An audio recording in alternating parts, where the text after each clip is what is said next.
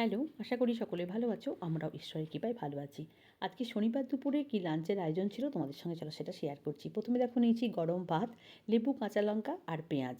করেছিলাম পালং শাক ভাজা প্রথম পাতে খাবার জন্য সর্ষে শুকনো লঙ্কা ফোড়ন দিয়ে অল্প মটরশুঁটি দিয়ে শাকটা ভেজে নিয়েছিলাম। করেছিলাম একদম গরম গরম দুটো বেগুন ভাজা নিয়ে নিয়েছিলাম। আর বেগুন ভাজার সঙ্গে খাবার জন্য নিয়েছিলাম 1 চামচ ঘি। গরম ভাত বেগুন ভাজা ঘিয়ের সঙ্গে খেতে শীতের দুপুরে কিন্তু বেশ ভালো লাগে।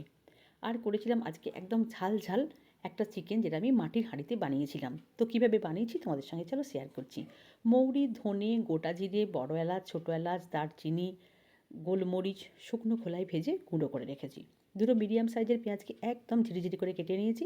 কিছু গুঁড়ো মশলা, ধনে, জিরে, কাশ্মীরি লঙ্কা, লাল লঙ্কা, অল্প হলুদ আর নুন দিয়ে পেঁয়াজটা ভালো করে মেখে নিয়ে দিয়েছি একটা তেজপাতা, দুটো শুকনো লঙ্কা।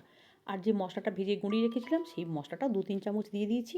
অনেকটা পরিমাণ রসুন থেঁতো করে দিয়েছি, কিছুটা আদা বাটা দিয়েছি। সর্ষের তেলটা আগে ভালো করে গরম করে নিয়েছিলাম ধোঁয়া ওঠা অবধি, সেটা এখানে দিয়ে দিয়েছি। ঠান্ডা হয়ে গেলে ভালো করে মেখে নিয়েছি পেঁয়াজটা। তারপর ধুয়ে পরিষ্কার করে রাখা চিকেনের টুকরোগুলো দিয়ে আরও বেশ কিছুক্ষণ মেখে নিতে হবে।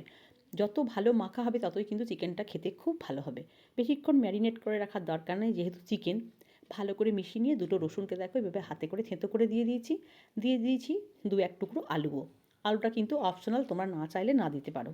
তারপর আগেই মাটির হাঁড়িটা পরিষ্কার করে ধোয়া ছিল, তাতে একটু গরম তেল ভালো করে গোটা হাঁড়ির গায়ে মাখিয়ে নিয়ে একটা কাঁচা লঙ্কা আর ম্যারিনেট করা চিকেনটা পুরো দেখো এখানে দিয়ে দিয়েছি। চিকেনটা দিয়ে দিয়েছি, একদম সমস্ত মশলা ভালো করে দিয়ে দিয়েছি।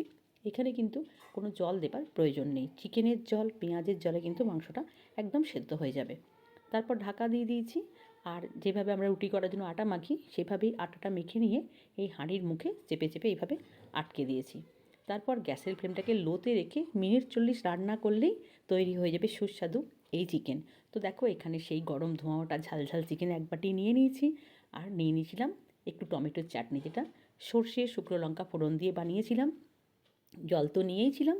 তো এই ছিল আজকে আমার লাঞ্চের আয়োজন। তো কেমন লাগলো আমার এই সিম্পল লাঞ্চের আয়োজন আমায় কমেন্ট করে জানিও। ভালো লাগলে লাইক করো, শেয়ার করো, কমেন্ট করো। টাটা।